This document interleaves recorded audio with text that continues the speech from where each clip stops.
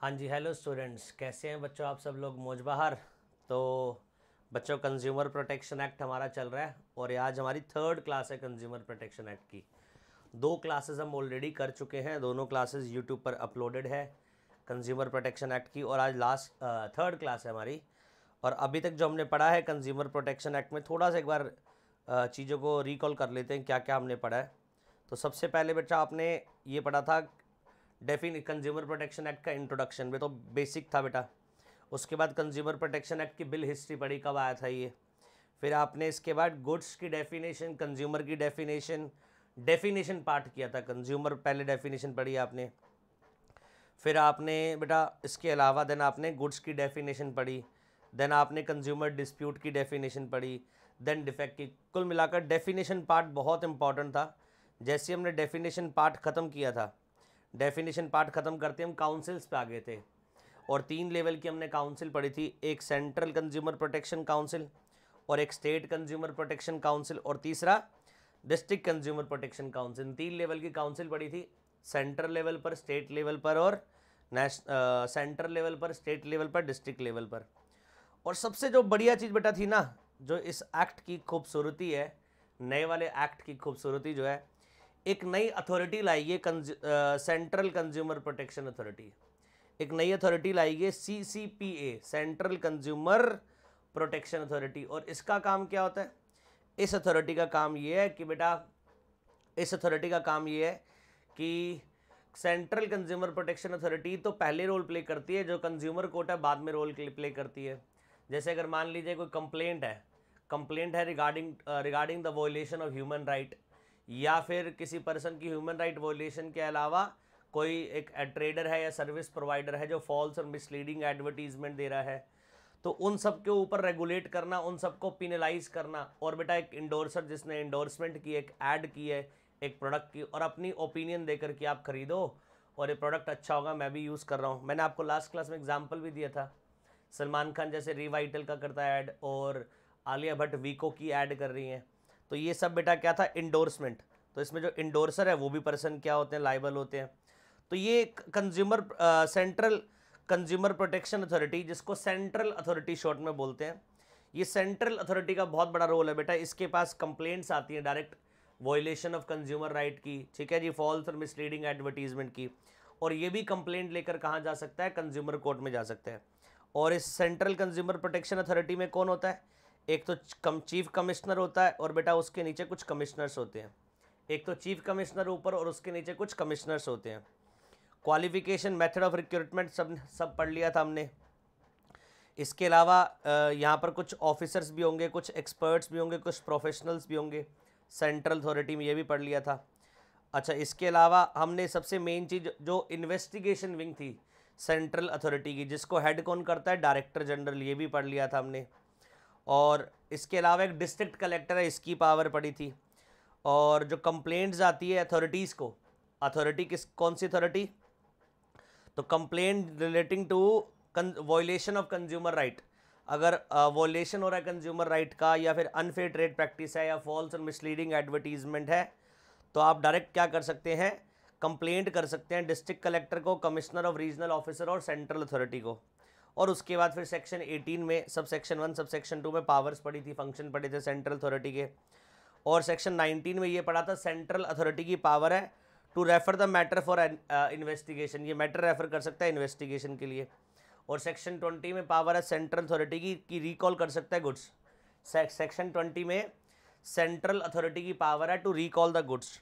और सेक्शन 21 में क्या है? Power of central government to issue directions and penalties. और सेक्शन 21 में पिनलाइज करता है सेंट्रल अथॉरिटी। सेंट्रल अथॉरिटी उस ट्रेडर को, उस सर्विस प्रोवाइडर को, एज वेल एज उस इंडोर्सर को भी पिनलाइज करता है, जिस इंडोर्सर ने क्या करा बेटा? एक एडवर्टीजमेंट, एक इंडोर्समेंट करी है बेटा, जो मिसलीडिंग नेचर की है, फॉल्स नेचर की है, जिससे कंज्यूमर के राइट वॉयलेट होते हैं। ये सब हमने पढ़ लिया था। आज हम सेक्शन 22 से करेंगे, सर्च एंड सीजर से। तो मैं लास्ट क्लास में भी बोल चुका था, जो हमारा सेंट्रल अथॉरिटी का पार्ट है, सेंट्रल कंज्यूमर प्रोटेक्शन अथॉरिटी, वो बड़ा इंपॉर्टेंट पार्ट है।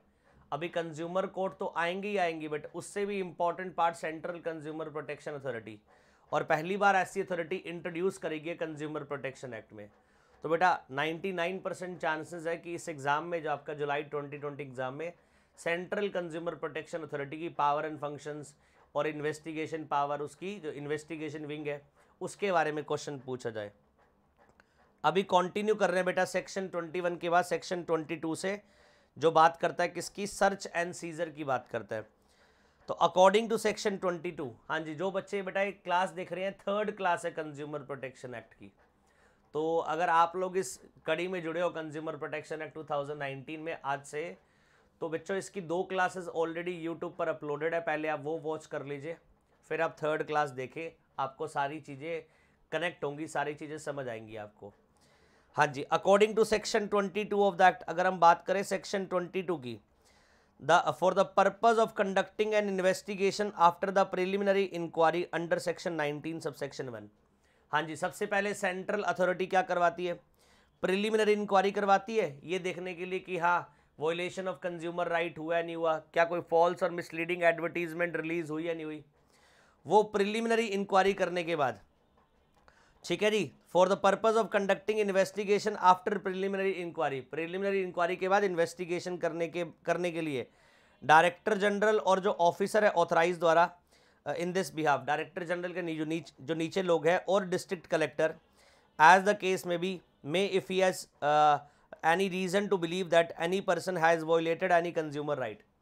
अगर डायरेक्टर जनरल या डिस्ट्रिक्ट कलेक्टर या उनके नीचे जो ऑफिसर है उन्हें लगता है किसी पर्सन ने वॉयलेट करे हैं कंज्यूमर राइट और कमिट करी है अनफेयर ट्रेड प्रैक्टिस, और कॉज एनी फॉल्स और misleading advertisement to be made, या फिर कोई फॉल्स और मिसलीडिंग एडवर्टीजमेंट दी है, shall enter at any reasonable time. ये उनको कैसे पता लग रहा है, ये बेटा उनको प्रिलिमिनरी इंक्वायरी से पता लग रहा है कि सो एंड कोई पर्सन है बेटा, ट्रेडर और सर्विस प्रोवाइडर, उसने क्या करा है, कोई वॉयलेशन किया कंज्यूमर राइट का, या फिर अनफेयर ट्रेड प्रैक्टिस की है, या फिर फॉल्स और मिसलीडिंग एडवर्टीजमेंट दी है। तो डिस्ट्रिक्ट कलेक्टर और डायरेक्टर जनरल और उनके द्वारा ऑथराइज ऑफिसर की क्या पावर है, shall enter at a reasonable time, वो इन्वेस्टिगेशन करने के लिए किसी भी रीजनेबल टाइम पर प्रमाइसेस में एंटर कर सकते हैं और सर्च कर सकते हैं डॉक्यूमेंट को, रिकॉर्ड्स को और आर्टिकल को from any other form of evidence and seize the document, record और आर्टिकल और एविडेंस। हाँ जी, सर्च भी कर सकते हैं डॉक्यूमेंट को, आर्टिकल को, और इसके अलावा उसको सीज भी कर सकते हैं। तो बेटा एंटर कर सकते हैं, प्रीमाइसेस में एंट्री कर सकते हैं चेक करने के लिए, ठीक है जी, कि एक्ट कंप्लाई हो रहा है नहीं हो रहा, और क्या फॉल्स और मिसलीडिंग एडवर्टीजमेंट रिलीज हुई या नहीं हुई। तो एंटर कर सकते हैं प्रीमाइसेस में और सर्च कर सकते हैं बेटा डॉक्यूमेंट को और रिकॉर्ड्स को, और इसके अलावा सर्च के अलावा सीज भी कर सकते हैं उस डॉक्यूमेंट और रिकॉर्ड को। किसकी पावर की बात हो रही है, डायरेक्टर जनरल की, डिस्ट्रिक्ट कलेक्टर की, और any other officer authorise by them. अच्छा, मेक ए नोट और an inventory of the records और आर्टिकल। हाँ जी, मेक ए नोट बना सकते हैं और इन्वेंट्री ऑफ द रिकॉर्ड और आर्टिकल, और require any person to produce any record, register और एनी अदर डॉक्यूमेंट और आर्टिकल, या फिर किसी भी पर्सन को ये बोल सकते हैं कि हमारे सामने ये रिकॉर्ड और रजिस्टर डॉक्यूमेंट आप प्रोड्यूस करिए। And provision of CRPC code of criminal procedure relating to search and seizure. हाँ जी, CRPC चैप्टर जो आपका JIGL में क्रिमिनल प्रोसीजर कोड में, उसमें प्रोविजन दे रखा है relating to search and seizure, कह रहा है shall apply as far as may be for search and seizure under this act. तो बेटा जो भी कंज्यूमर प्रोटेक्शन एक्ट 2019 में सर्च एंड सीजर हो रहा है, उसके लिए एप्लीकेबल प्रोविजन कौन से लगेंगे, CRPC वाले, क्रिमिनल प्रोसीजर कोड वाले। और जो भी डॉक्यूमेंट, रिकॉर्ड और आर्टिकल सीज्ड हुआ है and produce shall be return to the person. अगर आपने क्या करा है, उसकी प्रीमाइसेस में जाकर किसी डॉक्यूमेंट को सीज करा है, या फिर आपने कोई डॉक्यूमेंट प्रोड्यूस करवाया, उससे मंगवाया है, from whom they were seized or who produced the same within a period of 20 days from the date of the seizure or production as the case may be, after copies thereof or extract therefrom certified by any person in such a manner as may be prescribed have been taken। मतलब जिस दिन आपने बेटा क्या करा, search करके seize करा बेटा कोई डॉक्यूमेंट, कोई रिकॉर्ड, या फिर आपने प्रोड्यूस करवाया, उसके कितने दिन में, 20 डेज के अंदर वो आपको डॉक्यूमेंट उस पर्सन को रिटर्न कर देना जिससे आपने वो डॉक्यूमेंट मंगवाया था, या फिर जिसके यहाँ से आपने वो डॉक्यूमेंट को सीज करा था। That means maximum seizure allowed जो है वो 20 डेज का है। और वेयर एनी आर्टिकल सीज और सब्जेक्ट टू स्पीडी और नेचुरल डिके। मान लीजिए आर्टिकल जो सीज हुआ है वो क्या है, स्पीडी और नेचुरल डिके, पेरिशेबल नेचर का बेटा, जो वक्त के हिसाब से खराब हो सकता है। सो डायरेक्टर जनरल और other officer may dispose of the article in such a manner as may be prescribed. तो डायरेक्टर जनरल और अदर ऑफिसर क्या कर सकते हैं बेटा, उस आर्टिकल को डिस्पोज ऑफ कर सकते हैं। क्यों? पेरिशेबल नेचर का है। और in case of article other than the article of speedy और नेचुरल डिके, और अगर मान लीजिए आर्टिकल पेरिशेबल नेचर का नहीं है, तो जो भी provision section 38 subsection 2 clause C है में लिखा है, shall mutatis apply in relation to analysis और टेस्ट। और सेक्शन 38(2)(c अब नीचे आ गया बेटा, क्या बोल रहा है, if the complaint allege A defect in the goods. मान लीजिए कंप्लेंट आई है जो ये बोलती है कि गुड्स में क्या डिफेक्ट है, which can not be determined without proper analysis और टेस्ट ऑफ द गुड्स। और बेटा वो डिफेक्ट तब तक नहीं समझ आ सकता जब तक उस गुड्स को एनालाइज ना करा जाए, जब तक उस गुड्स को टेस्ट ना करा जाए। सो पहले क्या करा जाएगा, obtain a sample of the goods from the complainant. तो सबसे पहले क्या करा जाएगा, वो गुड्स का सैंपल ले लिया जाएगा, सील इट, और उस सैंपल को सील करके ऑथेंटिकेटेड मैनर में रेफर कर दिया जाएगा सैंपल को सील्ड में एप्रोप्रिएट लेबोरेटरी के पास, along with the direction that such laboratory to make the analysis और टेस्ट। और एप्रोप्रिएट लेबोरेटरी फिर उसे क्या करेगी, टेस्ट करेगी। CID देखते हो, तो दया कुछ भी अगर बेटा ढूंढता है उसको कहाँ भेजता है, लेबोरेटरी में, डॉक्टर साड़ूके के पास। तो यहाँ पर भी वो हो रहा है, क्या एक कंप्लेंट आएगी गुड्स में डिफेक्ट है, बट जब तक उस गुड्स की एनालिसिस और टेस्ट ना किया जाए कैसे पता लग जाए गुड्स में डिफेक्ट है। डिफेक्ट की डेफिनेशन आपने पढ़ी थी, क्वालिटी में, क्वांटिटी में, प्योरिटी में। मान लीजिए प्योरिटी को चैलेंज करा गया गुड्स की, बाबा रामदेव का 100% प्योर घी को चैलेंज करा गया, तो ऐसे थोड़ी बता देंगे देखकर 100% प्योर है या नहीं है, तो लेबोरेटरी में जाएगा, पहले उसकी टेस्टिंग होगी बेटा। whenever may be necessary with a view to finding out whether the goods suffer from any defect alleged in the complaint। ये चेक करने के लिए कि सच में गुड्स में डिफेक्ट है या नहीं है, और suffer from any other defect and to report its finding there on to district commission. और रिपोर्ट किसको करेंगे फिर इसकी, डिस्ट्रिक्ट कमीशन को, डिस्ट्रिक्ट कोर्ट को कमीशन करेंगे, जो डिस्ट्रिक्ट कंज्यूमर कोर्ट है। Within a period of 45 days of receipt of the reference और within such extended period as may be granted by it. कितने टाइम में बेटा, कह रहा है विद इन 45 days और एक्सटेंशन पीरियड जो प्रिस्क्राइब्ड होगा और जो ग्रांटेड होगा। तो ये बेटा पूरा का पूरा प्रोसीजर हो गया सर्च एंड सीजर का। बस याद रखना, सर्च एंड सीजर अगर किया जा रहा है किसी डॉक्यूमेंट का, किसी रिकॉर्ड का, मैक्सिमम 20 दिन का अलाउड है सर्च एंड सीजर, और 20 दिन में वापस लौटा देंगे जिस पर्सन से वो डॉक्यूमेंट और रिकॉर्ड सीज हुए। और सर्च एंड सीजर के जो प्रोविजन है वो CRPC वाले एप्लीकेबल होंगे, क्रिमिनल प्रोसीजर कोड वाले। और अगर नेचुरल और स्पीडी डिके वाले गुड्स हैं तो उसको डिस्पोज ऑफ कर दिया जाएगा, उसको डिस्पोज ऑफ कर दिया जाएगा। चलो नेक्स्ट देखो बेटा, vexation research. The director general और any other officer exercising the power under section 22 who knows that there are no reasonable ground for so doing and yet search or cause to be searches any premises or search any record, register or other document or article shall for every such offence be punished with imprisonment for a term which may extend to 1 year or with fine which may extend to 10,000 rupees or with both। क्या बोल रहा है, ध्यान से सुनो। Director general या फिर कोई ऑफिसर एक्सरसाइज कर रहा है अपनी पावर अंडर सेक्शन 21 में, who knows that there are no reasonable ground for doing so। हाँ जी, उसके पास कोई रीजनेबल ग्राउंड नहीं है। अच्छा, आपने जो सेक्शन 22 में आपने सर्च एंड सीजर पढ़ा था, वो किस ग्राउंड पर करा जाता है, जब डायरेक्टर जनरल को लगता हो कि वॉयलेशन हुआ कंज्यूमर राइट का, इस ग्राउंड पर सर्च करता है, या फिर अनफेयर ट्रेड प्रैक्टिस हो रही है इस ग्राउंड पर सर्च करता है, या फिर कोई मिसलीडिंग और फॉल्स एडवर्टीजमेंट इशू हो रही है। ये डायरेक्टर को जब लगता है, डायरेक्टर जनरल को, तभी तो सर्च करता है वो और तभी सीज करता है। और आगे बोला कि अगर मान लीजिए डायरेक्टर जनरल बिना किसी रीज़न के सर्च एंड सीजर करने के लिए जाता है तो बेटा क्या होगा, उस केस में इम्प्रिजनमेंट होगी ऑफेंस के लिए, कितनी, जो मैक्सिमम 1 साल हो सकती है, और फाइन लग सकता है 10,000 का, और बोथ फाइन और इम्प्रिजनमेंट दोनों भी लग सकती है। ये किसके ऊपर आ रही है, डायरेक्टर जनरल और उसके ऑफिसर, जो सेक्शन 22 में सर्च एंड सीजर करने तो जा रहे हैं, बट जिनके पास कोई रीजनेबल ग्राउंड ही नहीं है सर्च एंड सीजर का। क्योंकि सर्च एंड सीजर तब किया जाता है जब डायरेक्टर जनरल और उनके ऑफिसर को लगता हो there is a violation of consumer right, consumer right का वायलेशन हुआ है, या फिर इसके अलावा फॉल्स और मिसलीडिंग एडवर्टीजमेंट है। ठीक है जी, इन ग्राउंड्स पर क्या करा जाता है, सर्च एंड सीजर करा जाता है। और अगर विदाउट कोई ग्राउंड सर्च एंड सीजर करा जा रहा है तो 1 साल की सज़ा मैक्सिमम, 10,000 का फाइन और दोनों लग सकते हैं। हाँ जी, कोई डाउट?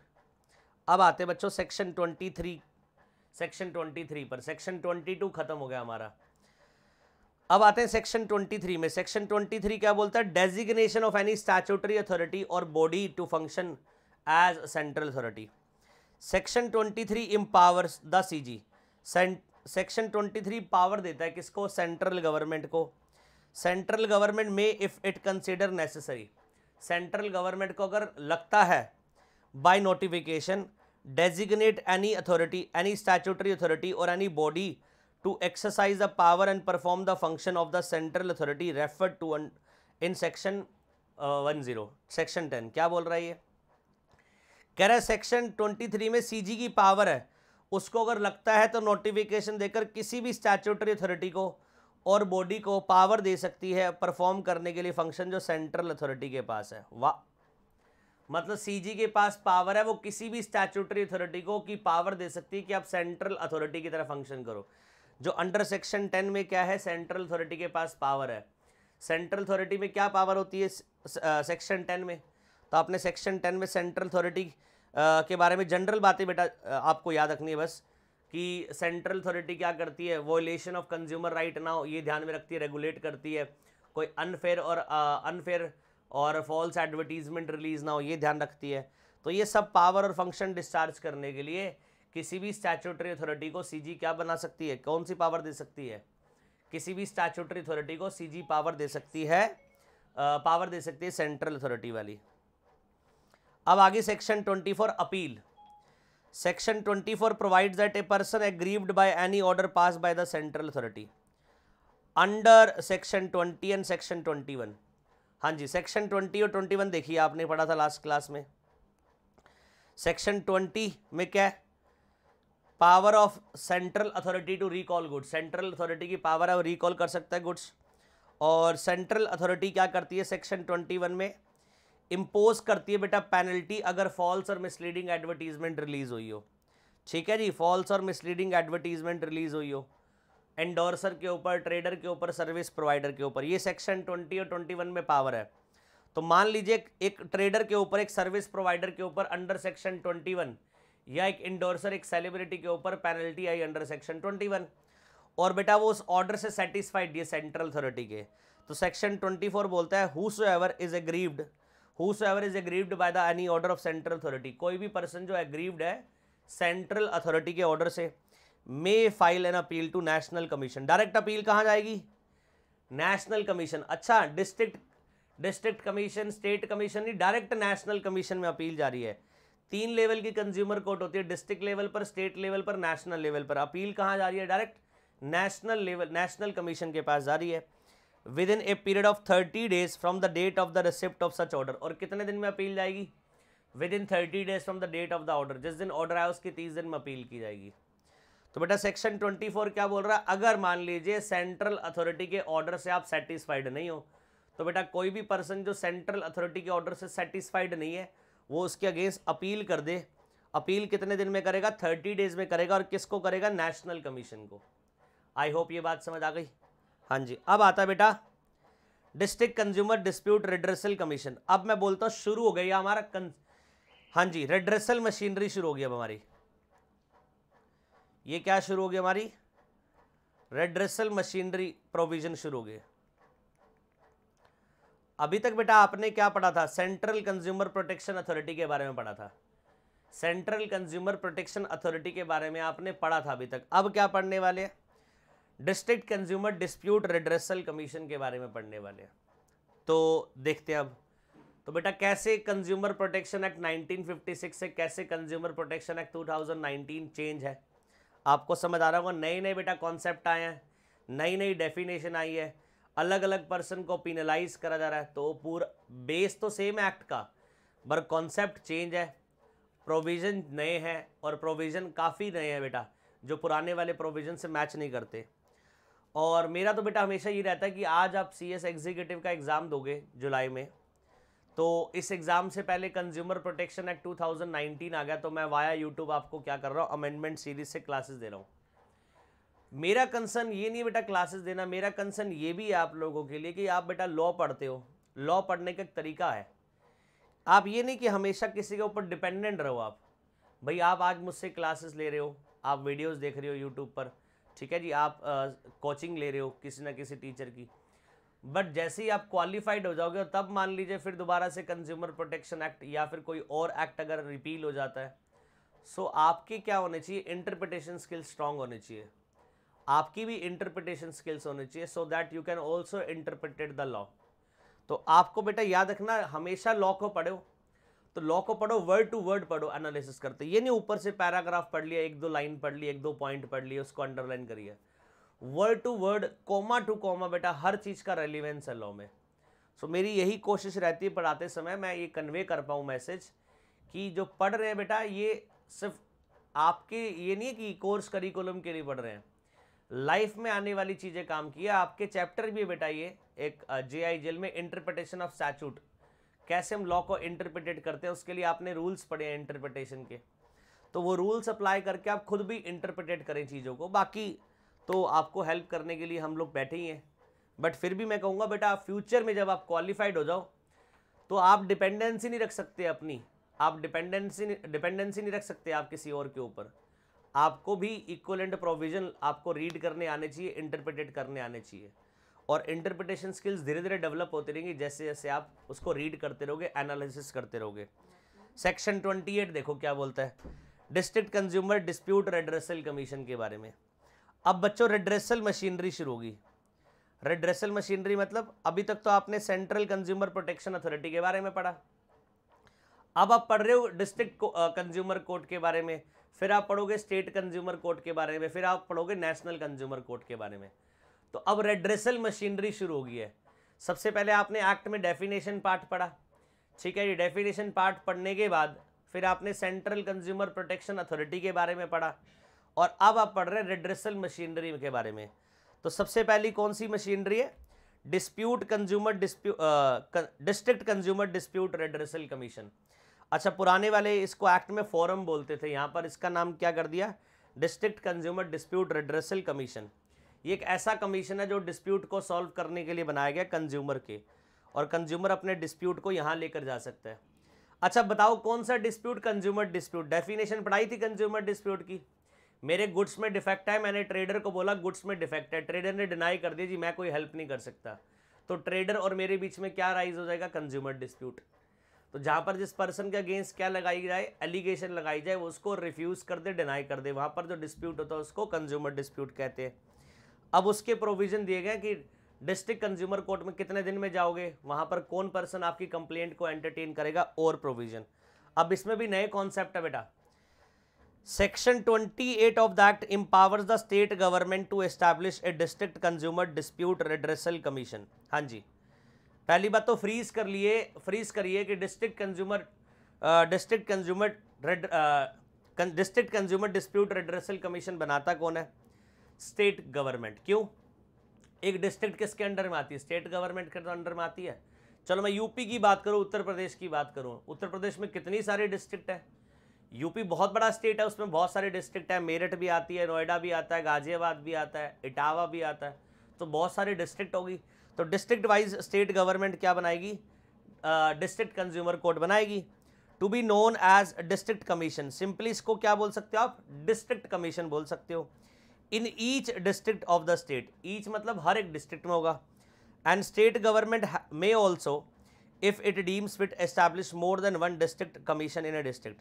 स्टेट गवर्नमेंट चाहे तो एक डिस्ट्रिक्ट में एक से ज़्यादा डिस्ट्रिक्ट कमीशन बना सकता है। कब, लॉजिकल सोचो बेटा, जब एक डिस्ट्रिक्ट में कंप्लेंट्स क्या होंगी, ज़्यादा होंगी, जब एक डिस्ट्रिक्ट में कंप्लेंट्स क्या होंगी, ज़्यादा होगी, और एक डिस्ट्रिक्ट कमीशन से काम नहीं संभल रहा होगा, तो फिर एक से ज़्यादा डिस्ट्रिक्ट कमीशन वहाँ बना दिए जाएंगे। ईच डिस्ट्रिक्ट कमीशन जो होगा शैल कंसिस्ट ऑफ, इसमें कौन होगा, एक तो प्रेसिडेंट होगा, डिस्ट्रिक्ट कमीशन में एक तो प्रेसिडेंट होगा, और इसके अलावा note less than 2 and not more than such a number of members as may be prescribed. Not less than 2, not less than मतलब minimum 2, and not more than such a number of person or member as may be prescribed. और maximum limit क्या है, जो prescribed होगी बेटा, maximum limit नहीं बताई, कह रहा जो प्रिस्क्राइब्ड की जाएगी किसके द्वारा, सीजी द्वारा। आगे बात समझ। तो डिस्ट्रिक्ट कमीशन में कौन है बेटा, एक तो डिस्ट्रिक्ट कमीशन में प्रेसिडेंट है और इसके अलावा मिनिमम 2 मेंबर हैं और मैक्सिमम जो है सीजी प्रिस्क्राइब करेगा। अब क्वेश्चन आता है जो ये प्रेसिडेंट है और जो मेंबर है डिस्ट्रिक्ट कमीशन का, इनकी क्वालिफिकेशन कौन बन सकते हैं ये। तो सेंट्रल गवर्नमेंट में by notification make the rules to provide for the qualification and method of recruitment. हाँ जी, सीजी क्या बनाएगा इस चीज़ के लिए, रूल्स बनाएगा बच्चों। सीजी बच्चों रूल्स बनाएगा इस चीज़ के लिए कि क्या क्वालिफिकेशन होनी चाहिए और कैसे रिक्रूटमेंट होगा। ठीक है जी, प्रोसीजर ऑफ अपॉइंटमेंट, अपॉइंटमेंट का प्रोसीजर, टर्म्स ऑफ ऑफिस कितने समय के लिए अपॉइंटमेंट होगी, resignation and removal of president and member of district commission, और कैसे रिजाइन करेगा डिस्ट्रिक्ट कमीशन का प्रेसिडेंट और मेंबर और कैसे उनको रिमूव करा जाएगा। इन सब के लिए बेटा क्या बनाए जाएंगे, रूल्स बनाए जाएंगे बाय द सेंट्रल गवर्नमेंट। आगे देखिए जुरिस्डिक्शन, अब सबसे इंपॉर्टेंट आ गया बेटा, इसमें चेंजेस हैं। ये बेटा बहुत इंपॉर्टेंट पॉइंट है, इसमें चेंजेस है। According to section 34 the district commission shall have the jurisdiction to entertain the complaints where the value of goods और service paid as a consideration does not exceed 1 crore. हाँ जी, याद करो पुराने वाले एक्ट में लिमिट अलग थी बेटा, और पुराने वाले एक्ट में वैल्यू ऑफ गुड्स और वैल्यू ऑफ गुड्स के साथ साथ कॉम्पनसेशन भी ऐड करा जाता था। यहाँ पर क्या बोला है, अगर जो कंज्यूमर ने गुड्स खरीदे, ठीक है जी, या फिर कंज्यूमर ने सर्विस अवेल करी, तो कह रहा है वो वैल्यू ऑफ गुड्स और अगर वैल्यू ऑफ सर्विसेज, ठीक है जी, वो वैल्यू ऑफ गुड्स और वैल्यू ऑफ सर्विसेज अगर कितनी है, does not exceed 1 crore, up to 1 crore, और उसके कंज्यूमर के गुड्स में कोई डिफेक्ट आता है, ये सर्विस में डेफिशिएंसी आती, कहाँ जाएगा, डिस्ट्रिक्ट कमीशन जाएगा। कहाँ जाएगा वो, डिस्ट्रिक्ट कमीशन। आगे बात समझ। मान लीजिए आपने क्या करा, आपने एक क्या करा, गुड्स खरीदा, जो गुड्स की डेफिनेशन मेरा याद रखिएगा, और वो कितने वैल्यू का है, अप टू 1 करोड़ तक का है, या फिर आपने सर्विस अवेल करी और अप टू 1 करोड़ की सर्विस है, तो बेटा आप कहाँ जाओगे इसके लिए, डिस्ट्रिक्ट कमीशन में जाओगे। और एक complaint shall be instituted, institute मतलब फाइल्ड, कंप्लेंट आपको फाइल्ड करनी है डिस्ट्रिक्ट कमीशन में within the local limit of whose jurisdiction. अब बेटा ये जुरिस्डिक्शन में चेंज आया है, ये जुरिस्डिक्शन में चेंज है और थोड़ा सा एक पॉइंट ऐड करा गया है जो पहली बार हुआ है, पहले नहीं था, और जिसकी वजह से अब जुरिस्डिक्शन में चेंज आ गया काफ़ी। सुनो ध्यान से, क्या बोला गया, कह रहा है complaint shall be filed in district commission. Complaint कहाँ फाइल होगी, डिस्ट्रिक्ट कमीशन में। अब डिस्ट्रिक्ट कमीशन तो हर जगह है बेटा, डिस्ट्रिक्ट कमीशन तो हर जगह है। मान लीजिए मैं परचेजर हूँ गुड्स का और मैंने गुड्स परचेज करे, मैं दिल्ली में रहता हूँ, पर जो सेलर जिसने गुड्स सेल करा है वो रहता है नोएडा में, तो दो अलग अलग स्टेट होगी। मैं रहता दिल्ली में हूँ, दिल्ली स्टेट, और जो सेलर है बेटा वो रहता है यूपी स्टेट की नोएडा डिस्ट्रिक्ट में। ठीक है जी, आगे बात समझ। तो अब कहाँ पे कंप्लेंट करूं अगर मेरे गुड्स में डिफेक्ट आया तो, या सर्विस में डेफिशिएंसी आई है। कह रहा है जहाँ पर ऑपोजिट पार्टी और each of the opposite party where there are more than one at the time of institution of complaint ordinarily reside. जहाँ पर ऑपोजिट पार्टी, मैं कंप्लेंट कर रहा हूँ तो मेरी ऑपोजिट पार्टी जो सेलर जहाँ पर रहती है वहाँ पर मैं कंप्लेंट करूँगा, और कैरीज ऑन बिजनेस, जहाँ उसका बिजनेस है बेटा वहाँ करूँगा, और जहाँ पर उसका ब्रांच ऑफिस है वहाँ पर भी कर सकता हूँ, और जहाँ पर पर्सनली वर्क्स फॉर गेन वो कर रहा है बेटा, ठीक है जी, पर्सनली वर्क्स फॉर गेन वहाँ भी कर सकता हूँ कंप्लेंट। तो मतलब कंप्लेनेंट मैं किस जुरिस्डिक्शन में जा रहा हूँ, मैं जा रहा हूँ सामने वाली पार्टी की जुरिस्डिक्शन में जिसके अगेंस्ट कंप्लेंट की जा रही है। ये रूल आप सीपीसी में भी पढ़ते आ रहे हो, सिविल जब सूट फाइल करते हैं तो हम कंप्लेनेंट जो है बेटा वो अपनी जुरिस्डिक्शन में फाइल नहीं करता, डिफेंडेंट की जुरिस्डिक्शन में जाता है, वहाँ पर प्लेंटिव डिफेंडेंट नाम का आपने कॉन्सेप्ट पढ़ा था। यहाँ पर भी क्या हो रहा है, जहाँ पर ऑपोजिट पार्टी रहती है, ठीक है जी, ऑर्डिनरली रिजाइड, या जहां पर ऑपोजिट पार्टी का बिजनेस है, या जहां पर ऑपोजिट पार्टी का ब्रांच ऑफिस है, या जहां पर ऑपोजिट पार्टी पर्सनली वर्क्स कर रही है फॉर गेन, और any of the opposite party where there are more than one. हो सकता है ऑपोजिट पार्टी एक से ज़्यादा हो, तो फिर कह रहा है कोई भी जहां पर एक रहता है वहां पर भी कर सकते हो। At the time of the institution of complaint actually and voluntarily reside. अगर मान लीजिए 6 पर्सन है, 6 पर्सन है जो ऑपोजिट पार्टी में है, तो 6 में से कोई भी 6 अलग अलग अगर जुरिस्डिक्शन में रहते हैं तो किसी भी जुरिस्डिक्शन में जाके कंप्लेंट कर सकते हो, या जहां पर वो ऑर्डिनरी रिजाइड कर रहे हैं, या कैरीज ऑन बिजनेस, या हैज़ ए ब्रांच ऑफिस, और personally works for gain, provided that in such a case permission of the district commission is given. District commission की परमिशन ले लीजिए, मान लीजिए 6 क्या है ऑपोजिट पार्टी है, एक नोएडा में है, एक मेरठ में है, एक इटावा में है, एक राजस्थान में है, तो बेटा कहीं भी फाइल कर सकते हो, बिकॉज सारी ऑपोजिट पार्टी अलग अलग जगह रहती है, कहीं भी फाइल कर दो। बट उस केस में किसकी परमिशन चाहिए? डिस्ट्रिक्ट कमीशन की। और थर्ड बेटा, जहां पर कॉज ऑफ एक्शन होली और पार्टली अराइज हुआ है, हाँ जी, जहां पर कॉज ऑफ एक्शन अराइज हो वहां पर भी कंप्लेन कर सकते हो। लास्ट चीज बेटा ऐड करेगी जो पहले नहीं थी एक्ट में, द कंप्लेनेंट रिजाइड और पर्सनली वर्क्स फॉर गेन। अरे बच्चों, मैं कंप्लेनेंट भी अपनी जुरिस्डिक्शन में कंप्लेन कर सकता हूं। पुराने वाले एक्ट में क्या होता था, जहां पर सामने वाली ऑपोजिट पार्टी है उसकी जुरिस्डिक्शन में जाकर कंप्लेंट करते थे, और कंज्यूमर प्रोटेक्शन एक्ट 2019 ने क्या बोला, ऑपोजिट पार्टी की जुरिस्डिक्शन में तो कंप्लेंट कर ही सकते हो, कंप्लेनेंट जो कंप्लेंट कर रहा है उसकी ओन जुरिस्डिक्शन जहां वो रहता है बेटा, उसकी ओन जुरिस्डिक्शन वाले कंज्यूमर कोर्ट में भी कंप्लेंट कर सकते हैं, डिस्ट्रिक्ट कमीशन में कंप्लेंट कर सकते हैं। तो मैं दिल्ली में रहता हूं और जिस डिस्ट्रिक्ट में रहता हूं वहां पर जो डिस्ट्रिक्ट कमीशन है वहां पर भी कर सकता हूं। ठीक है जी, ये बेटा पॉइंट इंसर्ट करा गया, ऐड करा गया है, ये पुराने वाले में नहीं था, ध्यान से समझिए बच्चों ये वाला पॉइंट। और अगर एग्जाम में केस स्टडी बन जाती है, ठीक है जी, एग्जाम में कोई केस स्टडी बन जाती है और कंप्लेनेंट अपनी जुरिस्डिक्शन में केस फाइल करने के लिए अगर आपसे केस स्टडी में पूछा जाता है तो अब आंसर यस है। पुराने वाले एक्ट के अकॉर्डिंगली जिस जुरिस्डिक्शन में कंप्लेनेंट खुद रहता है वहां पर कंप्लेंट फाइल नहीं होती थी, जिस जुरिस्डिक्शन में ऑपोजिट पार्टी रहती है वहां पर कंप्लेंट फाइल होती थी। बट अब नए वाले एक्ट में ये भी ऐड कर दी जहां पर कंप्लेनेंट खुद क्या कर रहा है, रिजाइड कर रहा है और पर्सनली वर्क्स फॉर गेन है, वहां पर भी आप कंप्लेंट कर सकते हैं। आगे बात समझ। और district commission shell ordinarily function of the district head in the district headquarters and may perform its function at such other place in the district as the state government may in consultation with the state government notify in the official gazette from time to time। Function कहाँ होंगे district commission के? तो state government क्या करेगा, notify करेगा इन official gazette में। तो बेटा जुरिस्डिक्शन समझ आ गई। ये कौन सी जुरिस्डिक्शन थी? ये पिक्यूनरी जुरिस्डिक्शन थी। अमाउंट वाली जुरिस्डिक्शन को क्या बोलते हैं? Pecuniary jurisdiction.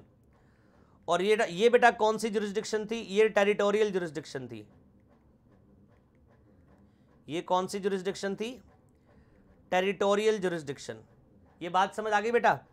पिक्यूनरी जुरिस्डिक्शन कितनी है?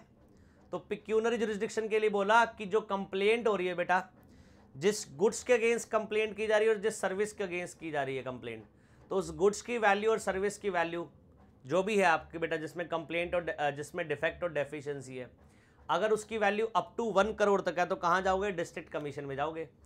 और सबसे इंपॉर्टेंट जी, टेरिटोरियल जुरिस्डिक्शन क्या बोलते हैं, कहाँ कंप्लेंट करोगे? तो बेटा जहां पर ऑपोजिट पार्टी वॉलंटरली रिजाइड, ठीक है जी, या कैरीज ऑन बिजनेस, या पर्सनली वर्क्स फॉर गेन, या ब्रांच ऑफिस है। और अगर एक से ज़्यादा क्या है, ऑपोजिट पार्टी है, तो कहीं भी फाइल कर दीजिए जहां पर any of the opposite party reside और पर्सनली वर्क्स फॉर गेन और हैज़ ए ब्रांच ऑफिस, ठीक है जी। बट उस केस में डिस्ट्रिक्ट कमीशन की परमिशन रिक्वायर्ड होगी। और तीसरा कहाँ कर सकते हो? जहां पर कॉज ऑफ एक्शन अराइज हुआ है। और फोर्थ कहाँ कर सकते हो? जहां पर कंप्लेनेंट जो कंप्लेंट कर रहा है खुद क्या कर रहा है, रिजाइड कर रहा है और पर्सनली वर्क्स फॉर गेन। ये वाला बेटा जो डी वाला पॉइंट है ये ऐड करा गया, पुराने वाले एक्ट में नहीं था। इवन सीपीसी भी यही बोलता है, सिविल प्रोसीजर कोड भी यही बोलता है। अच्छा सीपीसी क्यों नहीं लगाया बेटा यहाँ पर? सीपीसी तो कोड है बेटा, सीपीसी सिविल प्रोसीजर कोड हमेशा ये बोलता है कि टेरिटोरियल जुरिस्डिक्शन डिफेंडेंट की जुरिस्डिक्शन, डिफेंडेंट के एरिया में जाकर फाइल करना पड़ता है, यही पढ़ते हैं ना सीपीसी में, सिविल प्रोसीजर कोड में। तो बेटा सीपीसी जनरल कोड आपने पढ़ा था, और अगर जितने भी लॉ अदर लॉज बने हैं वो स्पेशल कोड है। और कभी भी जनरल कोड और स्पेशल कोड की जुरिस्डिक्शन में कॉन्ट्राडिक्शन आती है तो किसकी बात मानेंगे? स्पेशल लॉ की बात मानेंगे।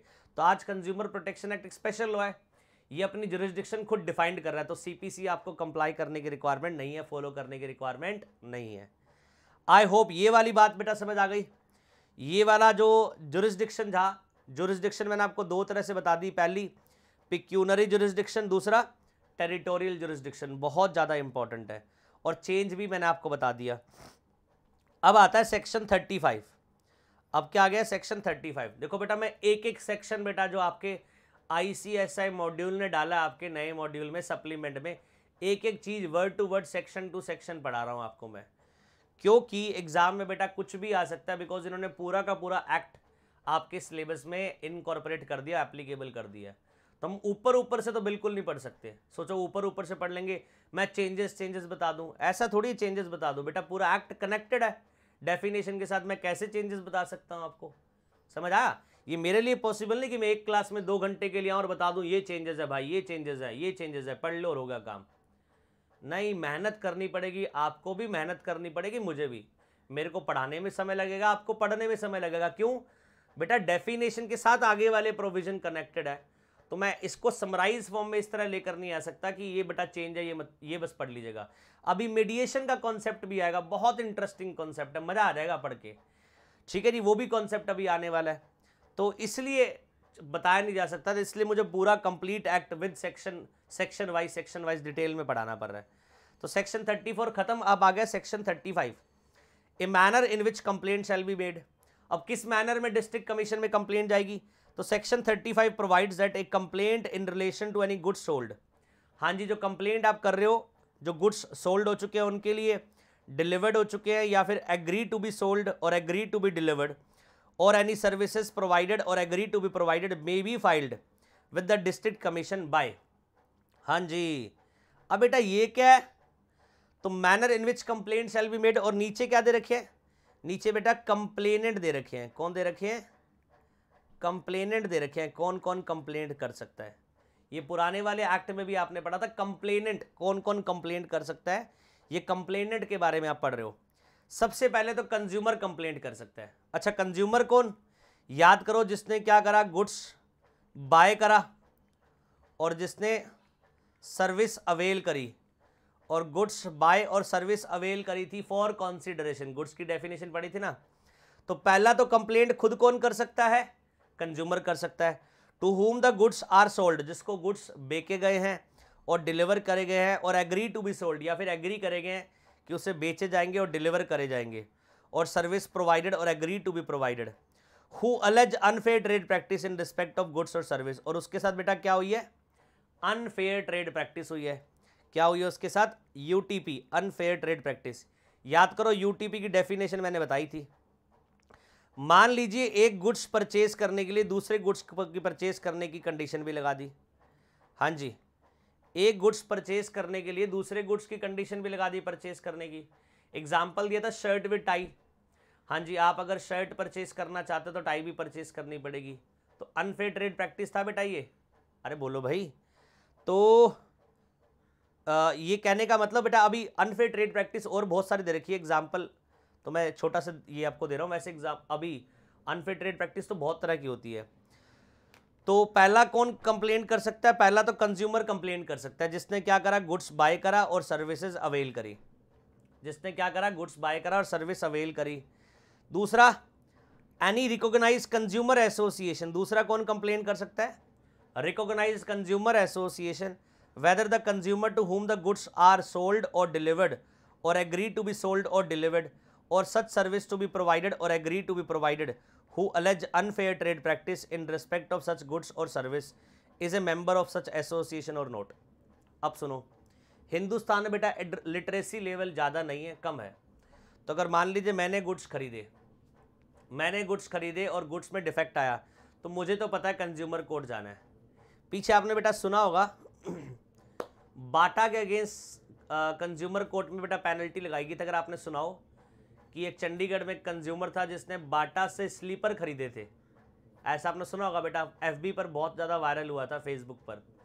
और बाटा कंपनी ने क्या करा, उनसे जो वो कैरी बैग देते हैं उस कैरी बैग के चार्जेस लिए थे।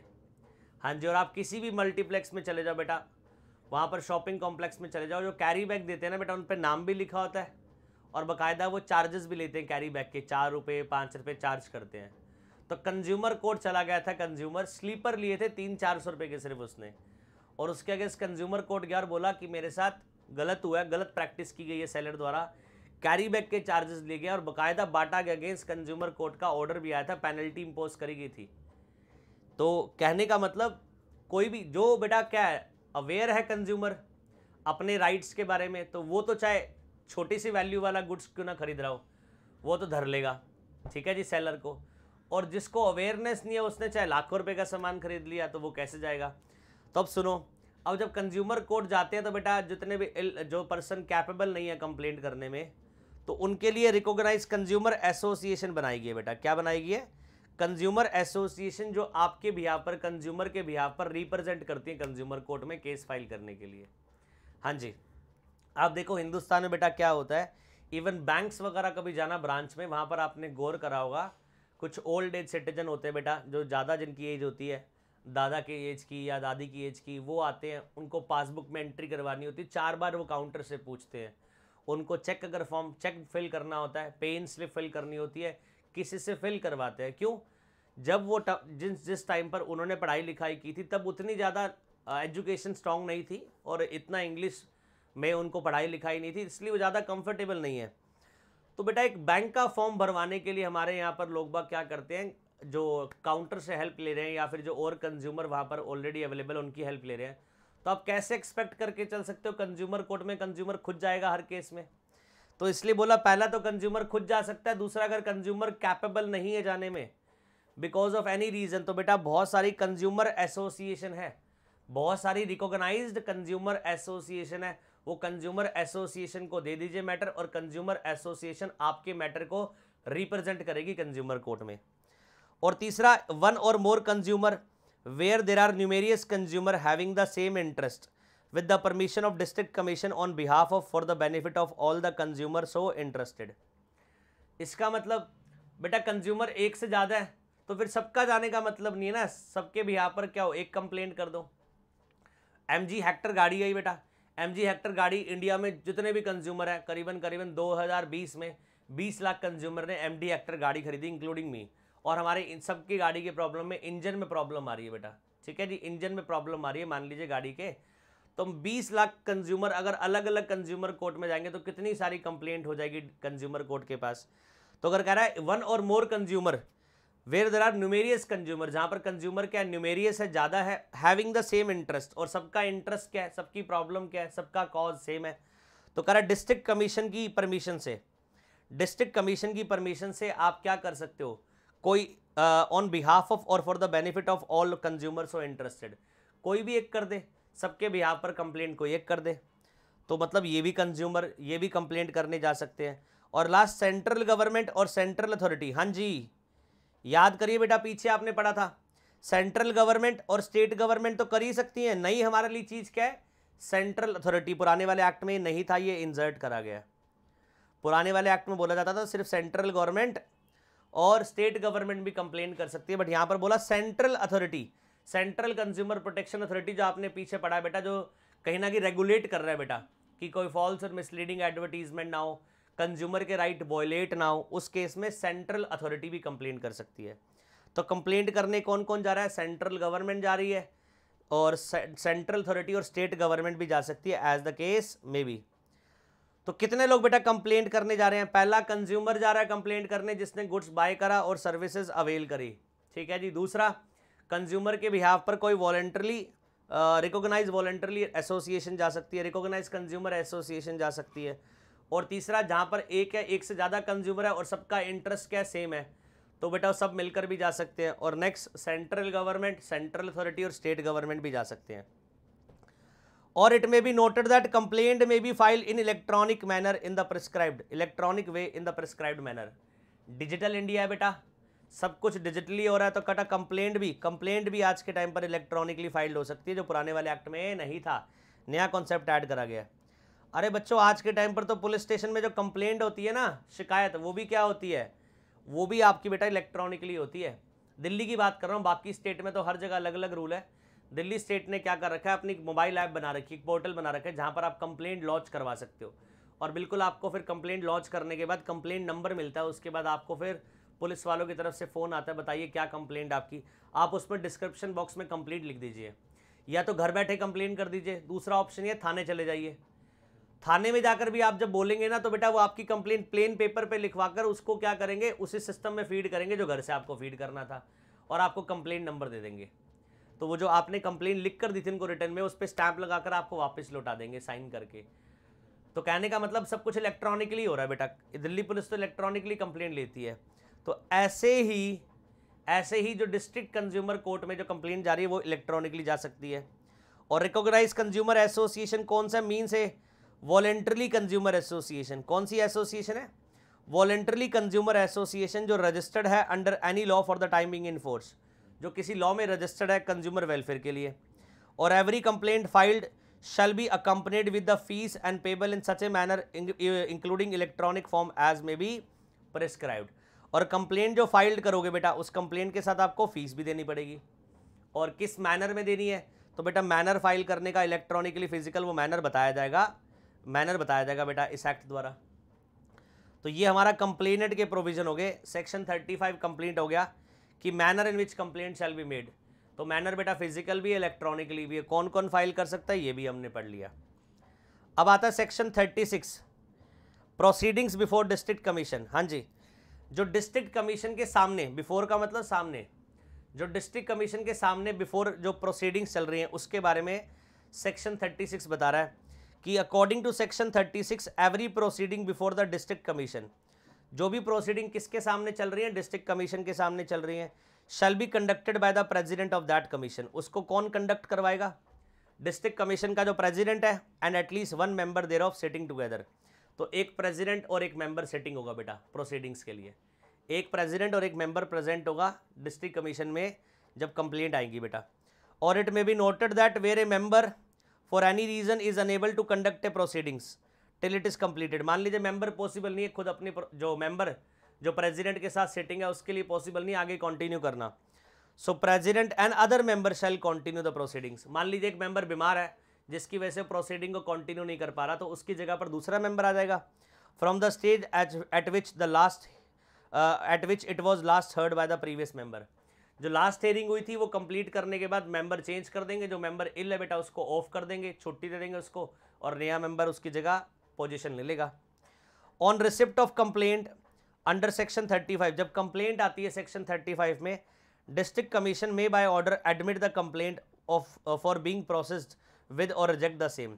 हाँ जी, डिस्ट्रिक्ट कमीशन की पावर है, वो कंप्लेंट को एक्सेप्ट भी कर सकता है और रिजेक्ट भी कर सकता है। अगर कंप्लेंट के ग्राउंड बिल्कुल क्या नहीं है, सही नहीं है, या कंप्लेंट की जो एप्लीकेशन फॉर्म है वो मैनर नहीं है सही, या फिर जो एप्लीकेशन फीस है वो पूरी पेड नहीं है, बट किसी भी ग्राउंड पर अगर आप रिजेक्ट कर रहे हो तो प्रॉपर पहले क्या दो? Opportunity of being heard. क्या देते हैं बेटा?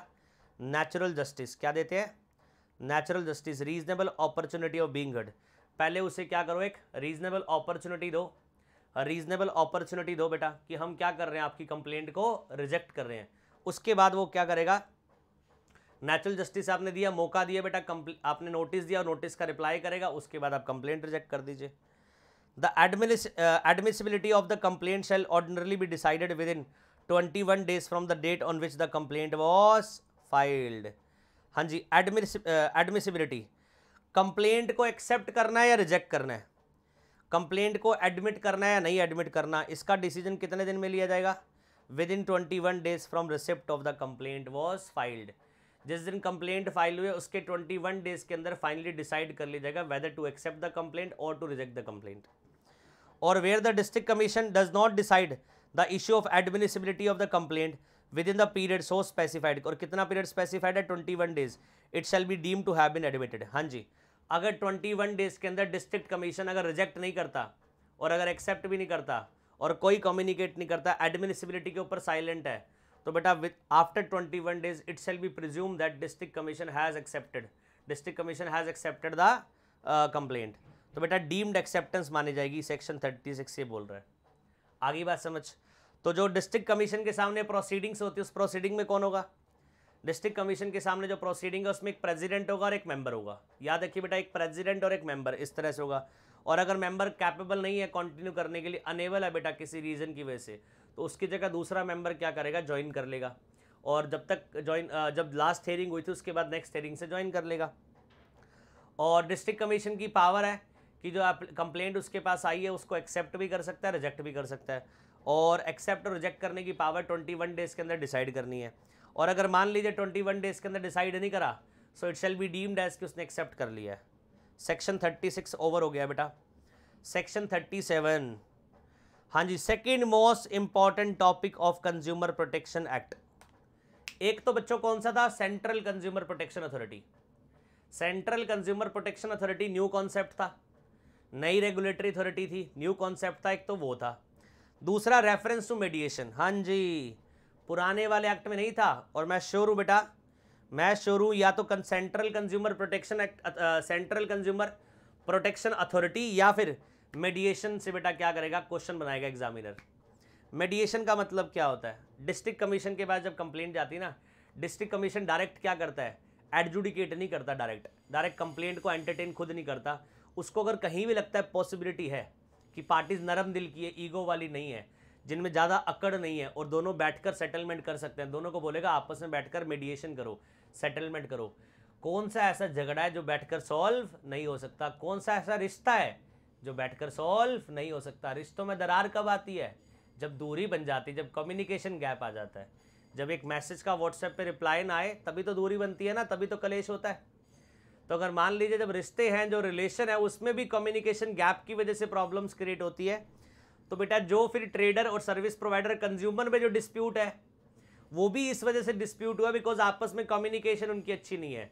तो दोनों को बिठाया जाए, मेडिएशन करवाया जाए, अगर कहीं पॉसिबिलिटी लगती है डिस्ट्रिक्ट कमीशन को, मीडिएशन करवाएगा, हो सकता है आपस में सेटल्ड कर लें, गिव एंड टेक, थोड़ा आप झुको थोड़ा हम झुकेंगे, और क्या होगा, ईगो खत्म करके, ईगो साइड में रखकर और सेटलमेंट कर लेंगे।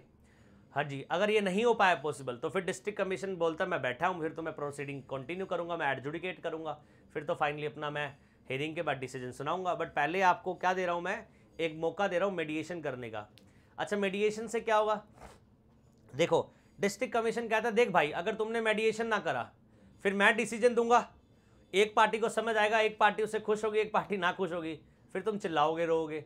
इससे बड़े दोनों पार्टी अपनी अपनी सहमति से क्या कर लो, मीडिएशन कर लो भाई, दोनों अपनी अपनी फेवरेबल टर्म्स रखो, दोनों अपना अपना पॉइंट रखो और आपस में फाइनली क्या करो, सेटलमेंट कर लो।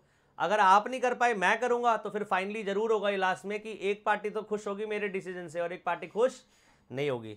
अब बेटा ये मेडिएशन का जो प्रोविजन है ना, ये मेडिएशन का प्रोविजन कंज्यूमर प्रोटेक्शन एक्ट 1986 में कहीं दूर दूर तक था ही नहीं। ये न्यू कॉन्सेप्ट इंट्रोड्यूस करा गया आज के ज़माने के लिए बेटा, आज की कंज्यूमर प्रोटेक्शन एक्ट 2019 में, और सेक्शन 37 में बेटा प्रोविजन है ये। हाँ जी, देखिए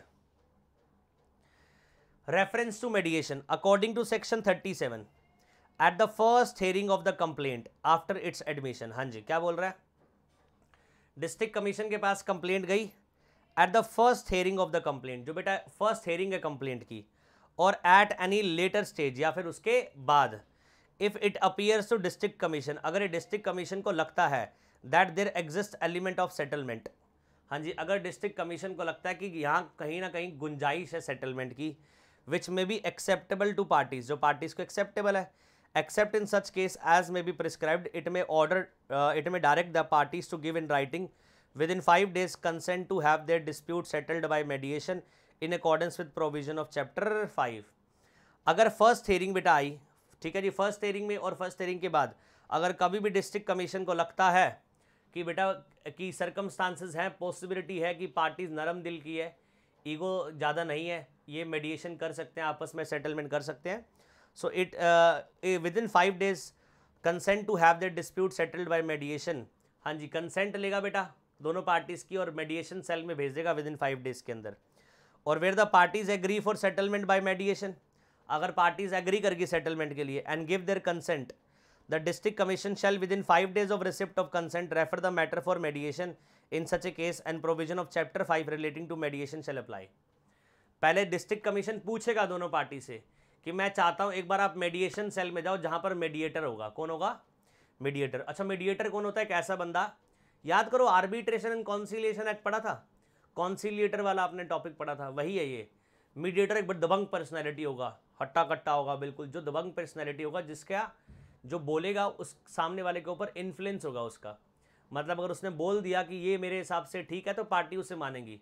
ऐसा नहीं होना चाहिए ढीला डाला सा, एक दबंग पर्सनैलिटी होना चाहिए जिसकी बातों में क्या है, एक लग रही है, मतलब आवाज़ लग रही है कि ये डिसीजन मेकिंग है और उसकी बात को मानते हैं बेटा। तो मेडिएशन में जाएंगे, एक मीडिएटर होगा, जो मीडिएटर दोनों पार्टीज को मेडिएशन तक पहुंचाएगा, सेटलमेंट करवाएगा। और मीडिएटर हमेशा बेटा एक ऐसा पर्सन होना चाहिए जो स्ट्रांग होना चाहिए, जो अपनी बातों से इन्फ्लुएंस कर सके पार्टीज को। ऐसा नहीं वो कुछ बोल रहा है और पार्टी कुछ और समझ रही है, वो कुछ बोल रहा है पार्टी सुन नहीं रही, तो एक ऐसा बंदा जो स्ट्रॉन्ग पर्सनैलिटी वाला हो, जो कुछ बोले तो पार्टी सुने। अच्छा, ये तो घर बैठ कर भी कर सकते थे, ये तो घर बैठकर बार में दारू पीते पीते भी कर सकते थे, ये सेटलमेंट ही करनी थी तो बेटा घर बैठकर भी कर सकते थे, किसी के रेस्टोरेंट में बैठकर भी कर सकते थे। बट जब गुस्सा आ रहा था, तो जब गुस्सा आ जाता है दोनों एक दूसरे को कॉलर पकड़ के वहीं डिशम डिशम शुरू कर देते हैं।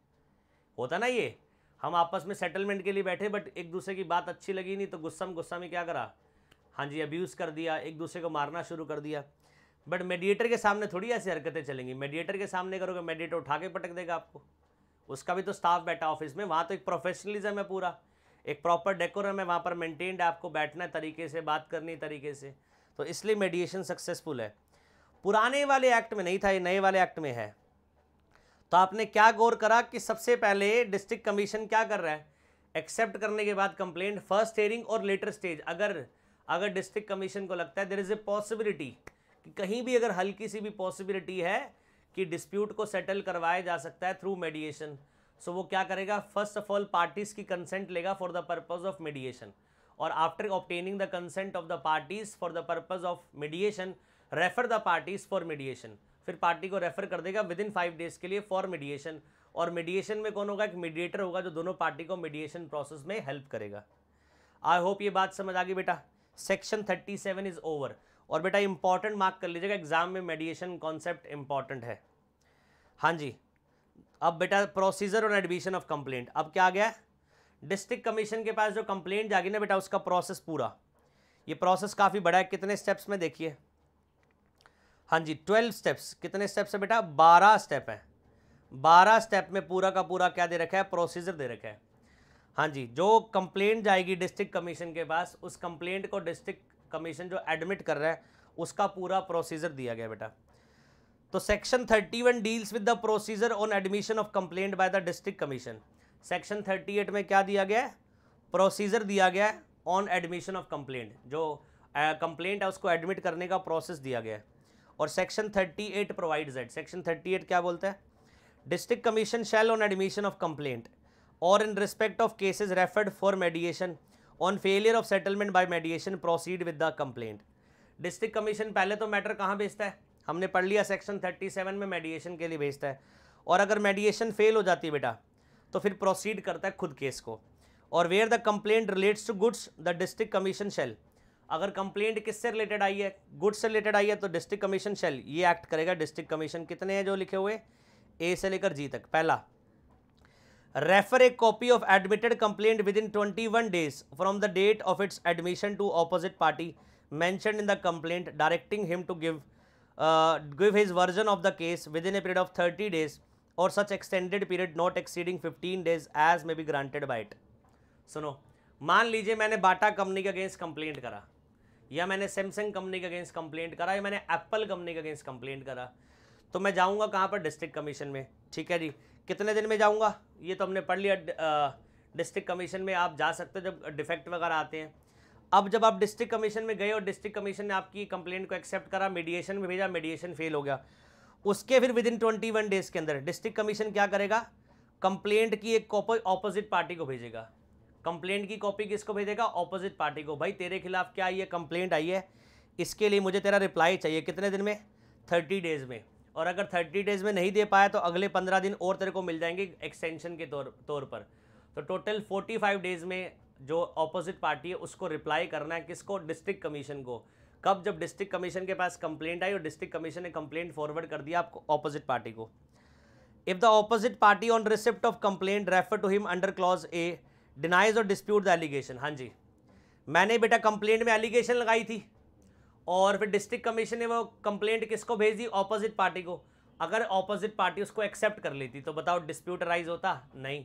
बट अगर ऑपोजिट पार्टी क्या कर रही है, डिनाई कर रही है, ठीक है जी, और डिनाई कर रही है एलिगेशन जो लिखी है कंप्लेंट में, ठीक है जी। अब क्या राइज होगा, तो बेटा तो to represent his case within the time given by the district commission proceed to settle the consumer dispute in the manner specified in clause C to G।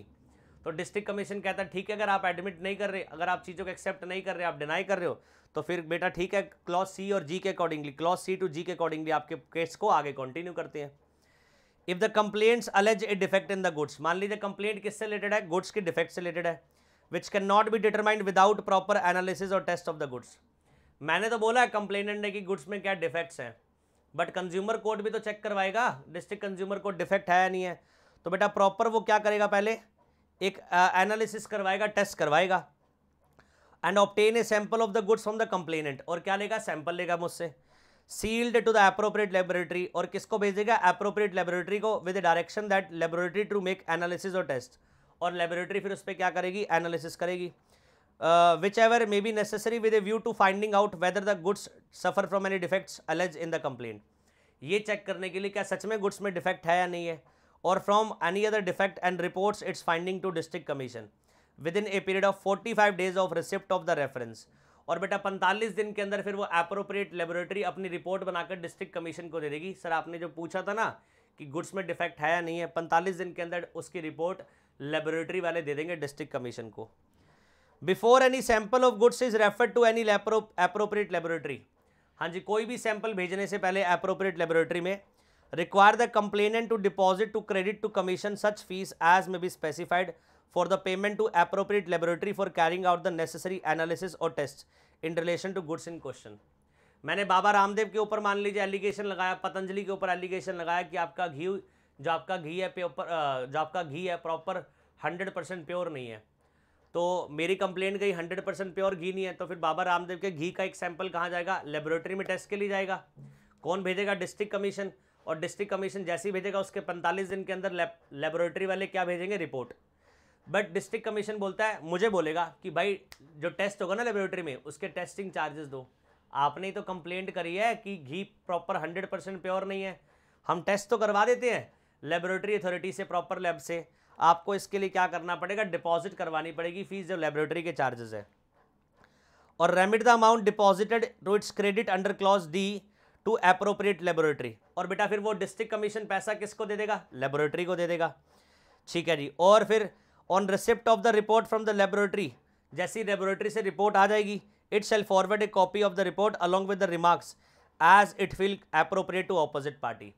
और फिर डिस्ट्रिक्ट कमीशन क्या करेगा, जैसी report आ जाएगी appropriate laboratory से, वो report forward कर देगा ऑपोजिट पार्टी को, पतंजलि वालों को। तुम तो कह रहे थे हमारा 100% घी प्रॉपर है, प्योर है, बट यहाँ देखो एप्रोप्रिएट लेबोरेटरी ने जो टेस्ट रिपोर्ट निकाली है उसके अंदर आपका जो घी है सिर्फ 82% क्या प्योर है, 18% इसमें मिलावट है। तो पहले क्या हुआ, टेस्टिंग करवाई, टेस्टिंग की जो रिपोर्ट आई एप्रोप्रिएट लेबोरेटरी से, वो रिपोर्ट भी ऑपोजिट पार्टी को फॉरवर्ड कर दी। और if any of the parties dispute the correctness of the finding of appropriate laboratory और डिस्प्यूट द करेक्टनेस और मेथड ऑफ एनालिसिस और test adopted by laboratory, require the opposite party or the complainant to submit in writing his objection with regard to report made by the appropriate laboratory। और अगर मान लीजिए complainant और opposite party अगर appropriate laboratory की report से satisfied नहीं है तो ऑब्जेक्शन रेज करे कि हमें लगता है ये रिपोर्ट जो आई है वो ठीक नहीं है, हमारे अकॉर्डिंगली हमने जो बोला है वो सही है, बट एप्रोप्रिएट लेबोरेटरी की जो रिपोर्ट है वो सही नहीं है, तो ऑब्जेक्शन दे सकते हैं अपनी। और give a reasonable opportunity to complainant as well as opposite party for being heard as to correctness or otherwise of report made by appropriate laboratory. और पूरी बात बेटा एप्रोप्रिएट लेबोरेटरी की जो रिपोर्ट आई है वो रिपोर्ट आपने भेजी दोनों पार्टीज को, कंप्लेनेंट को और ऑपोजिट पार्टी को। ऑपोजिट पार्टी और कंप्लेनेंट ने उसके ऊपर ऑब्जेक्शन रेज करी। ऑब्जेक्शन को पूरा सुनेगा बेटा, ऑब्जेक्शन को कंप्लीट सुनेगा कौन, ऑब्जेक्शन को कंप्लीट सुनेगा बेटा, कौन सुनेगा कंप्लीट, डिस्ट्रिक्ट कमीशन पूरा सुनेगा कि ये क्या कहना चाह रहे हैं, क्यों नहीं एक्सेप्ट कर रहे एप्रोप्रिएट लेबोरेटरी की रिपोर्ट को। And also to objection made in relation thereto in clause F and issue an appropriate order under section 39। ये बेटा सेकंड पॉइंट था बेटा, सेकंड पॉइंट के सब पॉइंट थे गुड्स से रिलेटेड। अब आगे third point, district commission shell if the complaint admitted under section 36, अगर डिस्ट्रिक्ट कमीशन ने कंप्लेंट एक्सेप्ट कर ली, relates to goods in respect of which procedure specified in subsection 2 cannot be followed, or if the complaint relates to any service, refer a copy of complaint to opposite party directing him to give version of the case within the period of 30 days or extended period not exceeding 15 days as may be granted by district commission।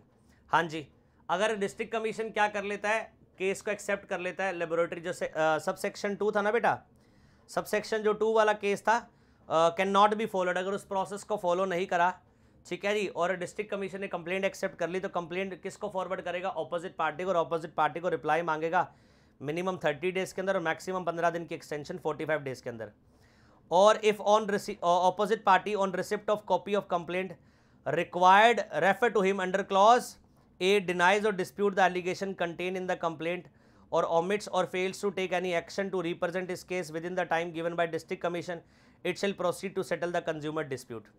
क्या बोल रहा है, अगर opposite party complaint जो उसको receive हुई है refer to him under clause A denies और डिस्प्यूट द एलिगेशन, जो कंप्लेंट उसके पास की उसने डिनाई कर दी, तो बेटा इस केस में फिर क्या होगा, प्रोसीड करा जाएगा डिस्प्यूट को सेटल करने के लिए डिस्ट्रिक्ट कमीशन द्वारा। और अगर वो एक्सेप्ट कर लेता है, ऑपोजिट पार्टी अगर केस को एक्सेप्ट कर लेती है तो फिर केस वहीं खत्म हो जाता है। अब डिस्ट्रिक्ट कमीशन क्या करेगा, डिस्प्यूट को सॉल्व करेगा on the basis of evidence जो उसकी नोटिस में आए हैं कंप्लेनेंट द्वारा और ऑपोजिट पार्टी द्वारा। और एक्स पार्टी ऑर्डर भी दे सकता है, एक्स पार्टी जहां पर एक पार्टी बेटा प्रेजेंट नहीं हो पाई, एक्स पार्टी ऑर्डर के जहां पर एक पार्टी डिफेंडेंट प्रेजेंट नहीं हो पाई, ऑपोजिट पार्टी प्रेजेंट नहीं हो पाई, तो कंप्लेनेंट के फेवर में मैटर आ जाएगा। और decide the complain on the merits if the complainant fails to appear on the date of hearing, और मेरिट बेसिस पर डिसीजन आ जाएगा अगर कंप्लेनेंट खुद ही नहीं आया हेयरिंग वाली डेट पर। आगे देखिए, for the purpose of subsection 2 and subsection 3 district commission may by order required an electronic service provider to provide the information document or record as may be specified in order. हाँ जी, subsection 2 और subsection 3 के purpose के लिए district commission क्या कर सकता है, may by order require that electronic service provider, electronic service provider की डेफिनेशन पड़ी थी, उससे भी इंफॉर्मेशन और डॉक्यूमेंट मंगवा सकता है। No proceeding complying with the procedure laid down in subsection 1 and subsection 2 shall be called in question in any court on the ground that principle of natural justice have not been complied। हाँ जी, क्या बोल रहा है, no proceeding complying with the procedure laid down in subsection 1 and subsection 2 shall be called in question in any court on the ground that principle of natural justice have not been complied। इस ground पर कोई भी आपकी entertain नहीं करी जाएगी objection की principle of natural justice नहीं दिया गया।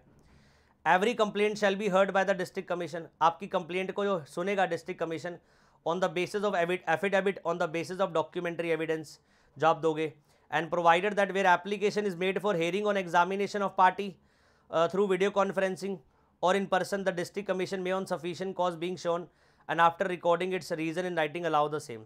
हो सकता है कोई documentary evidence through video conferencing दिखाया जा रहा है किसी पर्सन द्वारा या फिर इन पर्सन विटनेस के द्वारा दिखाया जा रहा है, तो वो अलाउ कर सकता है डिस्ट्रिक्ट कमीशन। और every complaint shall be disposed of as expeditiously as possible and endeavour shall be made to decide the complaint within 3 months। हाँ जी, कोशिश करेगा डिस्ट्रिक्ट कमीशन 3 महीने के अंदर डिस्प्यूट को क्या कर दे, सॉल्व कर दे, डिसीजन दे दे from the date of receipt of notice of the opposite party where the complaint does not require analysis or testing of the commodity and within the 5 months if the require analysis or testing of commodity. अगर बेटा तो subsection 2 में आपने testing और appropriate laboratory वाला case पढ़ा था ना, उस केस में कह रहा है 5 महीने लग जाएंगे क्योंकि लेबोरेटरी में भेजना, टेस्टिंग रिपोर्ट आएगी, वो अलग होगा टाइम। और अगर मान लीजिए without appropriate laboratory without testing वाला केस है तो 3 महीने के अंदर डिसीजन आ जाएगा। 3 महीने के अंदर क्या आ जाएगा, डिसीजन आ जाएगा। तो 2 चीज़ें बेटा, अगर एप्रोप्रिएट लेबोरेटरी में केस गया तो उसकी रिपोर्ट बनने में टाइम लगेगा, तो 5 महीने के अंदर डिस्प्यूट को सॉल्व करा जाएगा, डिसीजन आएगा, अदरवाइज 3 महीने के अंदर। और इसके अलावा बेटा कुछ आपको पढ़ने की रिक्वायरमेंट नहीं है, मेन यही था। सबसेक्शन 8 क्या कहता है, during the pendency of proceeding before the district commission if it appear necessary it में पास एंट्रीम ऑर्डर। हाँ जी, डिस्ट्रिक्ट कमीशन को अगर ठीक लगता है बीच में वो एंट्रीम ऑर्डर भी पास कर सकता है as just and proper in the facts and circumstances of the case. And for the purpose of this section district commission shall have the same power as are vested in civil court. और district commission के पास same कौन सी power है, जो district court के पास power होती है civil CPC में। और डिस्ट्रिक्ट कोर्ट की बेटा सेम पावर ये वाली जो हर जगह आप पढ़ते हो, सम्मन भेजना, इन्फोर्स करवाना, अटेंडेंस बुलवाना, ठीक है जी, डॉक्यूमेंट मंगवाना, डिस्कवर करवाना, एविडेंस एफिडेविट पे लेना, ठीक है जी, रिपोर्ट मंगवाना, एनालिसिस और रिपोर्ट मंगवाना एप्रोप्रिएट लेबोरेटरी से। अच्छा, कमीशन भेजना, अगेन नोटिस भेजना विटनेस की एग्जामिनेशन के लिए, डॉक्यूमेंट की एग्जामिनेशन के लिए, और any other matter as may be prescribed bye CG. ये सारी पावर बेटा किसकी होती है, तो जो सिविल कोर्ट की पावर होती है सीपीसी में, सिविल प्रोसीजर कोड 1908 में, सेम पावर किसको दी गई है, सेम पावर बेटा दी गई है हमारे डिस्ट्रिक्ट कमीशन को। और केस कितने टाइम में सॉल्व करना है, डिस्पोज ऑफ करना है, 3 महीने के अंदर और 5 महीने, 2 केस हैं।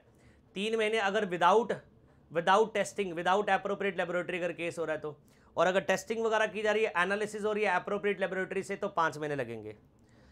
और जो भी प्रोसीडिंग डिस्ट्रिक्ट कमीशन के सामने हो रही है shall be deem to be judicial proceedings. जो भी प्रोसीडिंग डिस्ट्रिक्ट कमीशन के सामने हुई है सारी कौन सी प्रोसीडिंग है? जुडिशियल प्रोसीडिंग्स है। और district commission shall be deem to be criminal court, और डिस्ट्रिक्ट कमीशन क्या माना जाएगा? क्रिमिनल कोर्ट माना जाएगा। और अगर कंप्लेनेंट कंज्यूमर है referred in sub clause 5 of clause 5 of section 2 the provision of order 1 rule 8 of first schedule to code of CPC shall apply subject to modification that every reference therein in a suit or decree shall be construed as a reference to complaint to the order of district commission thereon। जो भी बेटा order आ रहा है district commission का, उस order की validity क्या है? इक्वलेंट टू डिस्ट्रिक्ट कोर्ट के डिग्री के बराबर होती है। और अगर मान लीजिए डेथ हो जाती है कंप्लेनेंट की, जो कंज्यूमर है, और opposite party against whom complaint has been filed, तो बेटा जो भी प्रोविजन है shall apply subject to modification that every reference therein to the plaintiff and defendant shall be construed as a reference to the complainant to opposite party as the case may be। क्या बोल रहा है? अगर मान लीजिए death हो जाती है कंप्लेनेंट की, हु इज ए कंज्यूमर, और opposite party against whom complaint has been made, तो बेटा जो ऑर्डर नंबर 22 में दिया गया फर्स्ट शेड्यूल के CPC में, वो अप्लाई हो जाएगा बेटा। CPC के ऑर्डर नंबर 22 अप्लाई कर दिए जाएंगे CPC 1908 के। तो ये बेटा कंप्लीट प्रोसीजर हो गया। कंप्लीट प्रोसीजर में मेन बेटा पॉइंट क्या थे?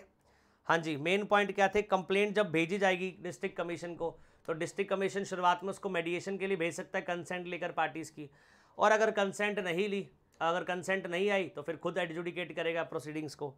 और बेटा जब कंप्लेंट उसके पास आती है 21 डेज़ के अंदर आगे ऑपोजिट पार्टी को भेज देता है, और उसका रिप्लाई आता है, या तो वो ऑपोजिट पार्टी डिनाई कर देती है जो एलिगेशन है, एक्सेप्ट कर लेती है। अगर एक्सेप्ट कर दिया एलिगेशन फिर कोई दिक्कत नहीं है, और अगर एलिगेशन को डिनाई कर दिया तो फिर बेटा डिस्प्यूट राइज हो जाएगा। फिर उसका दोबारा से अगर मान लीजिए को टेस्टिंग रिपोर्ट वगैरह करवानी है तो एप्रोप्रिएट लेबोरेटरी वाला केस आ जाएगा।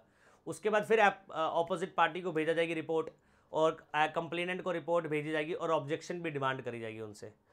और फाइनली बेटा जो डिसीजन देना है डिस्ट्रिक्ट कमीशन को कितने टाइम में देना है? 3 मंथ्स के अंदर देना है और 5 मंथ्स के अंदर। अगर लेबोरेटरी वाला टेस्टिंग वाला भी प्रोसीजर इंक्लूड कर रहे हो सब सेक्शन 2 वाला, तो 5 महीने, अदरवाइज 3 महीने। हाँ जी, यहाँ तक समझ आ गया बच्चों। अब आता है finding of the district commission. Finding मतलब order of district commission. District commission के क्या क्या ऑर्डर हो सकते हैं? फाइंडिंग मतलब order of district commission. District commission के क्या क्या ऑर्डर हो सकते हैं? देखो, पहला, to remove the defect pointed out by appropriate laboratory. या तो ऑर्डर आ जाएगा बेटा डिस्ट्रिक्ट कमीशन का कि डिफेक्ट जो है उसको रिमूव करो। किसको बोलेगा? ट्रेडर को। या फिर ट्रेडर को बोलेगा रिप्लेस करो गुड्स न्यू गुड्स के साथ सिमिलर डिस्क्रिप्शन की which shall be free from defects. या फिर कंप्लेनेंट को बोलेगा कि क्या करो, कंप्लेनेंट को रिटर्न करो उसके पैसे, ठीक है जी। या फिर to pay such amount as may be awarded to it by it as a compensation to consumer. या फिर ऑर्डर पास करेगा कंज्यूमर को कॉम्पनसेशन दिलवाने के लिए जो लॉस और इंजरी सफर्ड करी है कंज्यूमर ने due to negligence of opposite party. या फिर to pay such amount as may be awarded by it as a compensation as a product liability. हाँ जी, या फिर जो कॉम्पनसेशन का ऑर्डर पास करा है प्रोडक्ट लाइबिलिटी में। पढ़ा याद आपने? प्रोडक्ट लाइबिलिटी की डेफिनेशन पढ़ी थी। और प्रोडक्ट लाइबिलिटी किसके ऊपर आती है? प्रोडक्ट मैन्युफैक्चरर के ऊपर और प्रोडक्ट सेलर के ऊपर। To remove the defect in the goods और डेफिशिएंसी इन सर्विस। जो गुड्स में डिफेक्ट और सर्विस में डेफिशिएंसी उसको रिमूव करो। अगर अनफेयर ट्रेड प्रैक्टिस और रिस्ट्रिक्टिव ट्रेड प्रैक्टिस के ऊपर अगर कंप्लेंट थी तो बेटा डिसकंटिन्यू करो, रिपीट मत करो। अगर हजार्डस गुड्स मार्केट में सेल हो रहे थे तो ऑर्डर आएगा डिस्ट्रिक्ट कमीशन का नॉट टू ऑफर, अब आगे कंटिन्यू नहीं करना हजार्डस गुड्स को, और विड्रॉ करो हजार्डस गुड्स मार्केट में सेल होने के लिए। और अगर मैन्युफैक्चरिंग चल रही है तो मैन्युफैक्चरिंग को बंद करो, डेसिस्ट ऑर्डर आएगा बेटा। और इसके अलावा to pay such sum as may be determined if it is opinion that loss or injury has been suffered by large number of consumer who are not identifiable conveniently. और अगर मान लीजिए लार्ज नंबर ऑफ पर्सन क्या हुए, affect हुए हैं, तो क्या होगा इस केस में? एक सम डिटरमाइन करा जाएगा सबके लिए, एक सम डिटरमाइन करा जाएगा सबके लिए जो सारे लोग अफेक्टेड हैं। अच्छा, अगर कोई फॉल्स और एडवर्टीजमेंट अगर इशू की जा रही है तो ऑर्डर पास करेगा डिस्ट्रिक्ट कमीशन, इस एडवर्टीजमेंट को करेक्ट करो, मिसलीडिंग एडवर्टीजमेंट को। अच्छा, जो भी सामने वाली पार्टी के खर्चे आए कंप्लेनेंट के, उसको खर्चे वापस करो जो कंप्लेंट उसने करी है। और to cease and desist order from issuing any misleading advertisement. और मिसलीडिंग एडवर्टीजमेंट जो आप इशू कर रहे हो उसको खत्म करो और आगे से कंटिन्यू नहीं करना। इतने तरह के बेटा फाइंडिंग्स मतलब ऑर्डर पास कर सकता है डिस्ट्रिक्ट कमीशन। सिंपल है बच्चों, ये सब क्या है, ए से लेकर एन तक क्या है, order pass bye the district commission. जो जो ऑर्डर पास कर सकता है डिस्ट्रिक्ट कमीशन, ये उसकी लिस्ट है। बिल्कुल सिंपल है, कोई डाउट? ये देख लीजिए बेटा, जो भी डिस्ट्रिक्ट कमीशन का ऑर्डर होगा shall be signed by the president and member who conducted the proceeding. President sign करेगा, मेंबर साइन करेगा।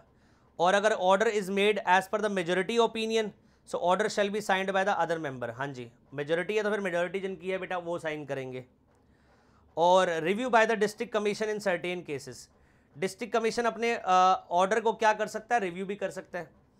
सेक्शन 40 पावर देता है डिस्ट्रिक्ट कमीशन को to review any of the order pass by it if there is error apparent on the face of the record. अगर मान लीजिए district commission ने जो ऑर्डर पास करा बेटा, उस ऑर्डर में क्या है, एरर नजर आ रहे हैं बेटा on the face of it, तो उसको क्या कर सकता है, रिव्यू कर सकता है। हाँ जी, either of its own motion, district commission को खुद पता लग जाए कि एरर है, खुद भी कर सकता है, और on complaint application made by the party with in 30 days of the order, या फिर जिस दिन क्या होगा पार्टीज की एप्लीकेशन आएगी उसके विद इन 30 डेज भी क्या कर सकता है वो उसको कंप्लेंट को उस ऑर्डर को रिव्यू कर सकता है।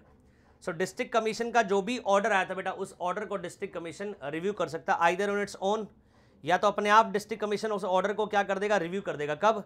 जब उसको लगता है ऑर्डर जो है, ऑर्डर कब रिव्यू करेगा, जब उसको लगता है जो ऑर्डर है उसमें बेटा क्या है, एरर्स हैं फेस पर, on the face of it error नजर आ रहे हैं, या फिर कंप्लेंट आई है बेटा, एप्लीकेशन आई है पार्टीज की तरफ से विद इन 30 डेज में, दोनों ही केस में डिस्ट्रिक्ट कमीशन अपने ऑर्डर को रिव्यू कर देगा। लास्ट टॉपिक बेटा डिस्ट्रिक्ट कमीशन का, डिस्ट्रिक्ट कमीशन खत्म, फिर स्टेट कमीशन शुरू हो जाएगा। Appeal against the order of district commission, district commission का ऑर्डर है, आप उसके ऑर्डर से सेटिस्फाइड नहीं हो तो अपील कहां करेंगे, state commission. According to section 41 any person aggrieved by an order made by the district commission, अगर कोई भी पर्सन सेटिस्फाइड नहीं है डिस्ट्रिक्ट कमीशन के ऑर्डर से, may prefer an appeal against the order to state commission. Appeal कहां कर सकते हैं, स्टेट कमीशन में, on the ground of fact and law within the period of 45 days from the date of the order. तो district commission के order से state commission में जब जाएंगे तो कितने दिन में जाएंगे अपील करने के लिए, 45 डेज में जाएंगे। In such form and manner as may be prescribed, format और मैनर क्या होगा, प्रिस्क्राइब करा जाएगा। और state commission may entertain the appeal after the expiry of 45 days if it is satisfied that there was sufficient cause for not filing the appeal. और state commission 45 दिन के बाद भी अपील एंटरटेन कर सकता है अगर आप ये प्रूफ कर दो कि सफिशिएंट कॉज था, एक जेन्युइन रीजन था जिसकी वजह से 45 दिन में आप अपील नहीं कर पाए। And there are certain restriction on appeal unless the person fulfil the following condition, namely no person by a person who is required to pay an amount in terms of the order of district commission shall be entertained by state commission unless the appellant has deposited 50% of the amount in the manner as may be prescribed। Appeal करने के लिए बेटा कम से कम 50% amount आपको deposit करना पड़ता है district commission के ऑर्डर के अगेंस्ट स्टेट कमीशन में अपील करने के लिए। हाँ जी, आगे बात समझ। तो जो भी ऑर्डर आया था डिस्ट्रिक्ट कमीशन का, उसका 50% ऑर्डर का आपको क्या करना पड़ेगा, डिपॉजिट करना पड़ेगा, तब जाकर आप स्टेट कमीशन में अपील कर सकते हैं। और नो अपील शैल लाई, नो अपील लाई अगर बेटा मेडिएशन आपने खुद करा है। हाँ जी, अगर डिस्ट्रिक्ट कमीशन ने ऑर्डर पास नहीं करा, आपने खुद मेडिएशन करा था, अच्छा एक बात, तो आप खुद मेडिएशन कर रहे हो, पहले खुद सेटलमेंट कर रहे हो और बाद में बोल रहे हो हम सेटलमेंट से सेटिस्फाइड नहीं, हम अपील करना चाहते हैं, कह रहे इस ग्राउंड पर भी अपील नहीं होगी। तो पहला तो अपील करने के लिए पहले आपको क्या करना पड़ेगा, डिपॉजिट करनी पड़ेगी फीस अपील के लिए 50%। और दूसरा अपील करोगे तब, हाँ जी अपील करोगे तब जब आप फीस जमा करवा दोगे। दूसरी चीज, अगर मेडिएशन से अगर डिसीजन आया था, पार्टीज ने खुद मेडिएट करके डिसीजन लिया था आपस में एग्रीड करके, इस केस में भी अपील नहीं कर सकते, बिकॉज जो अपील जाती है बेटा वो मेडिएशन वाले केस में नहीं जाती, अदर देन मेडिएशन जहाँ पर डिस्ट्रिक्ट कमीशन ने ऑर्डर पास किया था वहाँ पर अपील जाती, ना कि अपील कब जाती जहाँ पर आपने खुद क्या कराओ, डिसीजन लिया हो, खुद मेडिएशन कराओ। This conclude your section 41। बच्चों कंप्लीट हो चुका है डिस्ट्रिक्ट कमीशन, अब सेक्शन 42 से शुरू हो जाएगा स्टेट कमीशन। तो आज की क्लास में बेटा मैंने पूरा कंप्लीट करवा दिया आपको डिस्ट्रिक्ट कमीशन, उसकी जुरिस्डिक्शन, उसकी पावर, कंप्लेंट कितने टाइम में लेता है, कौन कौन से डिसीजन आते हैं, सब कंप्लीट हो गया। और आज के सेशन में बच्चों इतना ही करेंगे, बाकी अब हम हम नेक्स्ट सेशन लेंगे वेंसडे को। आज मंडे है तो नेक्स्ट सेशन हमारा जो होगा बेटा, नेक्स्ट सेशन वो हमारा वेंसडे को होगा और शाम 4 बजे होगा सेम टाइम पर। आगे बात समझ। और उसमें हम सेक्शन 42 से स्टेट कमीशन से शुरू करेंगे। तो बेटा आप पढ़ते रहिए लॉकडाउन में अपनी पढ़ाई को हैम्पर मत होने दीजिए। ये वक्त गुजर जाएगा, निकल जाएगा, सब ठीक हो जाएगा और हमारे एग्ज़ाम ऑन शेड्यूल डेट पर होंगे। ठीक है जी, तो कहीं भी कोई डाउट नहीं होना चाहिए एग्ज़ाम को लेकर। आपके टाइमली एग्ज़ाम होंगे बेटा, ICSI ने क्लियर कर दिया है ये। तो अपनी पढ़ाई पर ध्यान दीजिए। जो भी अमेंडमेंट सीरीज़ है वो मेरी रिस्पॉन्सिबिलिटी है, मैं अपनी रिस्पॉन्सिबिलिटी पूरी थ्रू यूट्यूब कर रहा हूँ। ठीक है जी, बस आपका काम क्या है, आपको पढ़ाई करनी है और अच्छे मार्क्स लाने हैं, अच्छा रिजल्ट लाना है, बस। आगे बात समझ। तो बच्चों अब हम नेक्स्ट वेडनेसडे को मिलेंगे। Thank you so much, and till then goodbye to all of you.